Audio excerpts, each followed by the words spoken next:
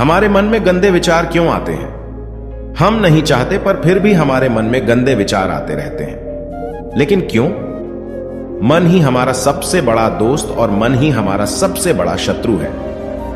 जब हम अपने मन के हिसाब से चलते हैं तो मन हमें भटका देता है, और जब हम मन को संतुलित कर लेते हैं तो हम अपनी जिंदगी में सब कुछ पा लेते हैं। हम अपने मन में आने वाले गंदे विचारों को रोकने की कोशिश करते हैं, पर जितना हम रोकते हैं उतने ये विचार हमारे अंदर प्रवेश करते जाते हैं।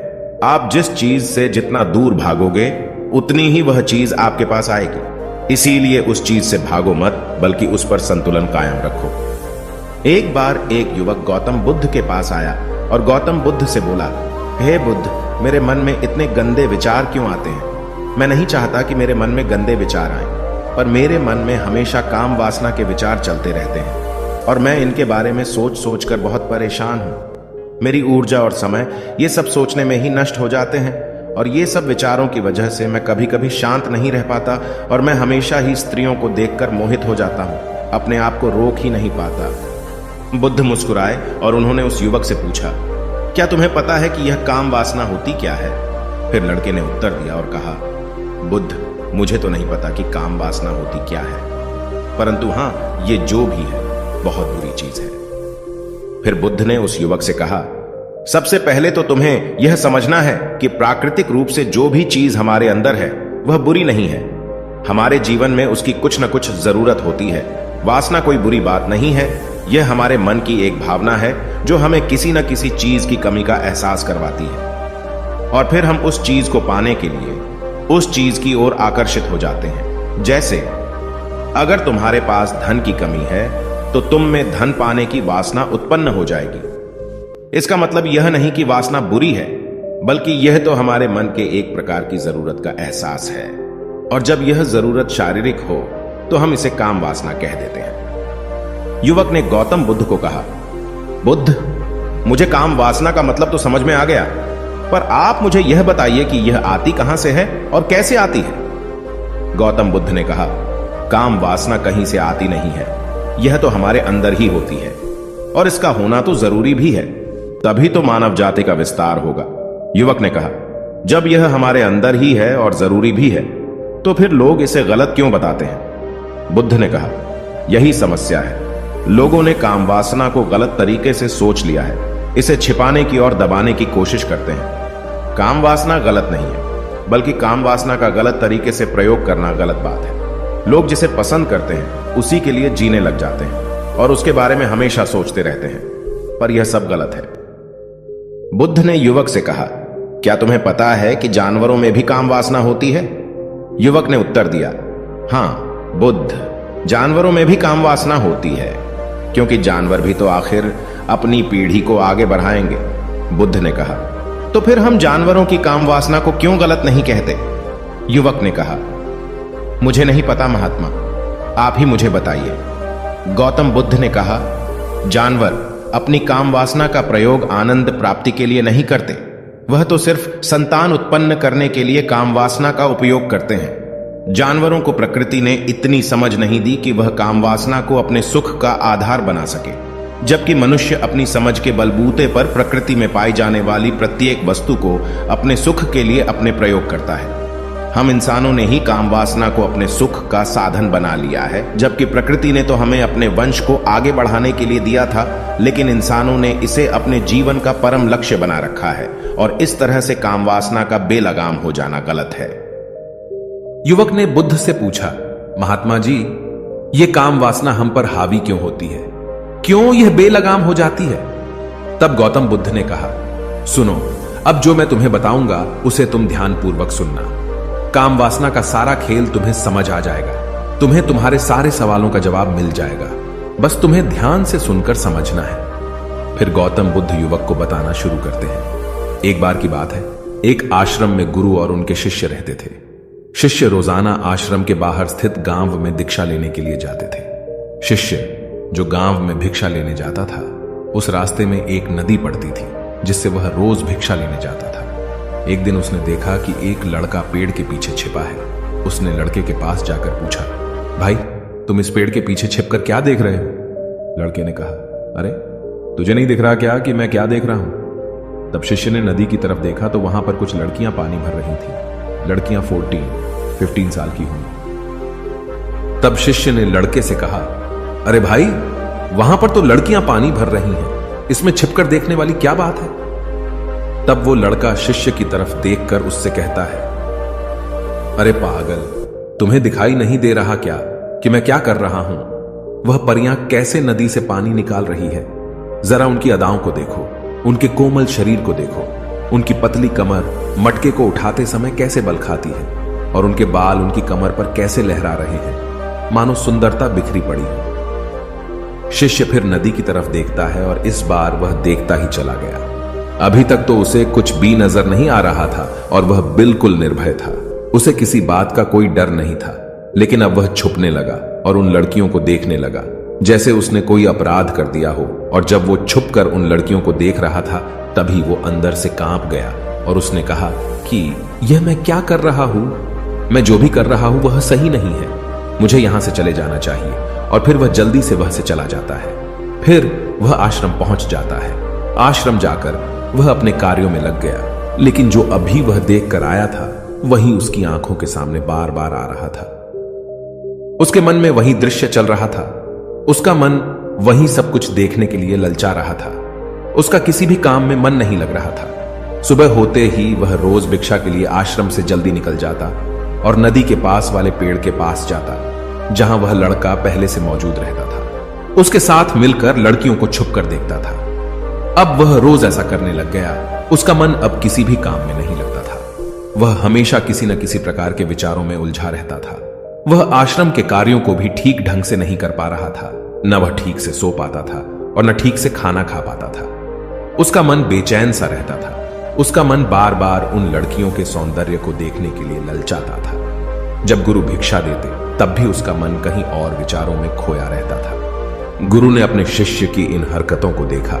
तब एक दिन गुरु ने शिष्य को अपने पास बुलाया और कहा, आज से मैं भी तुम्हारे साथ भिक्षा मांगने चलूंगा। तुम और मैं साथ साथ भिक्षा मांगने चलेंगे। तभी शिष्य ने गुरु को मना करते हुए बोला, नहीं गुरुदेव, आप परेशान क्यों हो रहे हो? मैं अकेले ही ठीक से भिक्षा मांग सकता हूं। गुरु ने शिष्य से कहा, ठीक है, तुम अकेले ही भिक्षा मांगने जाओ। इसके बाद शिष्य भिक्षा मांगने निकल गया। शिष्य के जाने के बाद गुरु भी आश्रम से निकल गए और शिष्य का पीछा करने लगे कि वह कहां जाता है, किससे मिलता है। यह सब देखने के लिए उसके पीछे पीछे चलने लगे। थोड़ी दूर जाने के बाद गुरु ने देखा कि उनका शिष्य एक लड़के के साथ एक पेड़ के पीछे अपराधी की तरह छिपा हुआ है और छिपकर कुछ देख रहा है। गुरु भी अपने शिष्य के पीछे जाकर खड़े हो गए, यह देखने के लिए कि आखिर उनका शिष्य क्या देख रहा है जिसके लिए वह पेड़ के पीछे अपराधियों की तरह छिपा पड़ा है। गुरु ने देखा कि उनका शिष्य पेड़ के पीछे छिपकर लड़कियों को देख रहा है जो नदी से पानी भर रही है। तभी गुरु ने शिष्य से कहा, क्या तुम लड़कियों से भी भिक्षा लोगे? गुरु की आवाज सुनकर शिष्य का मन घबराया और उसके पसीने छूटने लगे। वह थर थर कांप रहा था, जैसे किसी चोर को पकड़ते समय रंगे हाथों पकड़ लिया हो। उसकी हालत खराब हो गई। वह कुछ भी नहीं बोल पा रहा था। वह लड़का जो शिष्य के साथ था वहां से भाग गया, जिससे शिष्य और भी घबरा गया था। उसके मुंह से कुछ टूटे फूटे शब्द ही निकल रहे थे। वह अपने गुरु से भी नजर मिलाने का साहस नहीं कर पा रहा था। गुरु ने शिष्य की ओर देखा और कहा, मेरा शिष्य तो निर्भय है, उसे तो किसी भी चीज का डर नहीं है, लेकिन ये क्या, तुम तो डर के मारे कांप रहे हो। शिष्य ने गुरु से कहा, मुझे माफ कर दो, इसमें मेरा कोई दोष नहीं है। उस लड़के ने मुझे बहका दिया था, लेकिन मैं आपसे वादा करता हूं कि आज के बाद मैं कभी दोबारा ऐसा नहीं करूंगा। मुझे माफ कर दो। गुरुदेव ने कहा कि कोई बात नहीं, पर इस बात का तुम ध्यान रखो कि हम जैसी संगति करते हैं वैसा ही फल हमें प्राप्त होता है। हम जैसे संगति करते हैं उनके विचार हमारे अंदर प्रवेश करते हैं। इसीलिए अच्छी संगति करो ताकि तुम्हारे अंदर अच्छे विचार प्रवेश करें। फिर गुरु और शिष्य आश्रम लौट आए और फिर से आश्रम के कार्यों पर ध्यान देने लगे। उसने उस रास्ते को छोड़ दिया और दूसरे रास्ते से जाने लगा। वह अपने काम को ध्यान से करता था, लेकिन धीरे धीरे उसके अंदर क्रोध उत्पन्न हो गया और फिर वह दूसरे शिष्यों पर क्रोध करने लगा और बेचैन हो गया। अब वह सही समय पर भोजन भी नहीं करता था। वह भोजन भी बहुत कम खाता था। एक रात गुरु शिष्य के पास आए और उससे बोले कि तुमने मुझसे वादा किया था कि तुम अपना मन नियंत्रण में रखोगे। अब तक तुमने कितनी बार अपना वादा तोड़ दिया। यह सुनकर शिष्य अपने गुरु के चरणों में गिर गया और रोने लगा। रोते रोते ही उसने गुरु से कहा कि गुरुदेव, मैं कई बार अपना वादा तोड़ चुका हूं, फिर वादा कर लेता हूं, लेकिन हर बार मैं वादा तोड़ देता हूं। मेरा मन मेरे नियंत्रण में है ही नहीं। मैं बहुत कोशिश करता हूं कि मैं अपने मन से सारे बुरे विचारों को निकाल दूं, लेकिन मैं चाहकर भी ऐसा नहीं कर पा रहा हूं। फिर गुरु ने शिष्य को कहा, चलो मेरे साथ। गुरु शिष्य को आश्रम के बगीचे में लेकर गए और शिष्य से कहा, देखो यहां पर कुछ नालियां बनी हुई है जिससे नदी का पानी इन पौधों तक आ रहा है और यह पानी निरंतर भाव से बह रहा है। क्या तुम इस पानी के बहाव को रोक सकते हो? शिष्य ने कहा, हां गुरुदेव, मैं इस बहाव को रोक सकता हूं। फिर शिष्य ने मिट्टी उठाकर उस नाली के छोर पर डाल दी। वह पानी थोड़ी देर के लिए रुक गया और फिर थोड़ी देर बाद उस रेत के ऊपर से पानी आया। गुरु ने शिष्य से कहा, अरे ये क्या, ये पानी तो रुका ही नहीं। फिर से उसने कुछ कंकर पत्थर उठाकर उसे नाली में डाल दिया और फिर थोड़ी देर के लिए पानी रुक गया, लेकिन फिर थोड़ी देर बाद ही उन कंकर पत्थरों के ऊपर से पानी निकल आया। गुरु ने कहा, शिष्य ये क्या हुआ? पानी तो फिर से आ गया। तुम तो बोल रहे थे कि तुम इसे रोक दोगे। क्या हम किसी चीज को पूरी तरह से रोक सकते हैं? तब शिष्य ने कहा, कोई बात नहीं गुरुदेव, मैं इस पानी को तो रोक कर आपको दिखाऊंगा। फिर उसने एक बड़ा सा पत्थर लेकर आया और उसे नाली पर डाल दिया। पानी रुक गया। तब शिष्य ने गुरु से कहा, देखा गुरुदेव, मैंने कहा था ना कि पानी को मैं रोक दूंगा। मैंने पानी को रोक दिखाया। आपकी बात मैंने पूरी कर दी। गुरु मुस्कुराए और बोले, अच्छा जरा ध्यान से देखो, पानी रुक गया है क्या? वो तो पीछे की नाली तोड़कर बाहर आ गया और अगल बगल से बह रहा है। और ध्यान से देखो, इस पत्थर के आगे भी आ गया और यह पानी अपना रास्ता बदलकर फिर से आगे की तरफ बह जाएगा। फिर थोड़ी देर बाद ऐसा ही हुआ। फिर गुरु ने शिष्य को समझाया, तुम्हारे साथ भी तो ऐसा ही चल रहा है। तुम बार बार प्रयास कर रहे हो, बड़े से बड़ा प्रयास कर रहे हो, पर हर बार तुम्हारा प्रयास टूट रहा है और यह हमेशा टूटता ही रहेगा। यह पत्थर तुम्हारा प्रयास है और यह पानी तुम्हारे विचार। तुम कितना भी बड़ा पत्थर रख लो, लेकिन पानी तो अपना रास्ता बना ही लेगा। यह देखकर शिष्य ने पूछा, हे गुरुदेव, क्या कोई तरीका नहीं है जिससे मैं गंदे विचारों से बाहर निकल सकूं? गुरु ने कहा, एक तरीका है। यह पानी जिस नदी से आ रहा है, तुम वहां से इस पानी का रास्ता ही बदल सकते हो। गुरु शिष्य को एक नदी के पास ले गए जहां से उस बगीचे में पानी आ रहा था। गुरु ने शिष्य से कहा, वो पानी इसी नदी से जा रहा है। अगर हम यहीं से उसका रास्ता बंद कर दें जहां से पानी बगीचे में जा रहा है, तो क्या हम पानी को रोक नहीं सकते? शिष्य ने कहा, हां गुरुदेव, अवश्य ऐसा हो सकता है। मैं इस पानी को यहीं से बंद कर देता हूं, तब आगे की नाली में पानी जाएगा ही नहीं और फिर बगीचे में पानी ही नहीं जाएगा। फिर गुरु ने कहा, शिष्य अगर पानी बगीचे में नहीं जाएगा तो पेड़ पौधों को पानी कहां से मिलेगा? उन पेड़ पौधों को तो पानी की आवश्यकता है। फिर शिष्य ने विचार किया और कहा, मेरे मन में तो यह बात आई ही नहीं, इस पानी का बगीचे में जाना जरूरी भी है। गुरु ने कहा, और उन पेड़ पौधों में कुछ ऐसे हैं जिनको रोज पानी की आवश्यकता है, वो तो मुरझाकर मर ही जाएंगे। पानी तो हमें खोलना ही होगा। शिष्य ने गुरु की बात सुनकर पानी का रास्ता खोल दिया। तब गुरु ने पूछा, अगर हम इस नदी के पूरे पानी को बगीचे की तरफ मोड़ दें तो क्या होगा? शिष्य ने उत्तर दिया, गुरुदेव, वहां पर जितने भी पेड़ पौधे हैं वो सब गलकर नष्ट हो जाएंगे और वहां पर कुछ नहीं बचेगा। गुरु मुस्कुराए और बोले, तुम इस बात को समझो, हमें किसी भी चीज को रोकना नहीं है, बस हमेशा संतुलन बनाए रखना है। कम पानी से भी पौधे नष्ट होते हैं और ज्यादा पानी से भी पौधे नष्ट होते हैं। हमारा जीवन संतुलन से ही चलता है। गुरु ने शिष्य से कहा, अगर मैं तुम्हें कुछ कहूं कि तुम आम के बारे में मत सोचो, तो तुम्हारे मन में सबसे पहले किसका चित्र आएगा? शिष्य ने बोला, गुरुदेव, मेरे मन में तो पहला चित्र आम का ही आएगा। गुरु ने कहा, जब हम गंदे विचारों को जबरदस्ती रोकने का प्रयास करते हैं तो वे और भी मजबूती से हमारे अंदर प्रवेश करते हैं। इसीलिए हमें उन्हें कभी भी दबाने की कोशिश नहीं करनी चाहिए। फिर गुरु ने शिष्य को कहा, हमारे गंदे विचार बुरे लोगों की संगति करने की वजह से भी आते हैं। कभी कभी कामुकता हमारे अंदर होती नहीं है, लेकिन कुछ अश्लील लोगों के साथ रहने की वजह से ये हमारे अंदर हावी हो जाती है।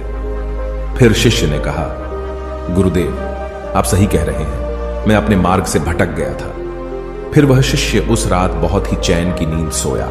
सुबह अपने कार्यों को पूरे मन से किया और फिर सुबह वह भिक्षा लेने के लिए उसी रास्ते से गया जहां वह लड़का आज भी पेड़ के पीछे छुपकर उन लड़कियों को देख रहा था। वह शिष्य उसे नदी पर गया जहां वह लड़कियां पानी भर रही थीं। उसने उन लड़कियों से पानी मांगा और उन लड़कियों में से एक लड़की ने उसे पानी पिलाया और उसे शिष्य के चरण छुए। शिष्य ने उसे आशीर्वाद दिया कि तुम्हारा कल्याण हो, जिससे कि मानसिकता सकारात्मक ऊर्जा से भर जाए। उसके चेहरे पर मुस्कान आ गई थी, जैसे कि उसे कुछ खोया हुआ वापस मिल गया हो। वह वापस अपने रास्ते से जाने लगा। तभी पीछे से वह लड़का आ गया जो पेड़ के पीछे छुपा हुआ था।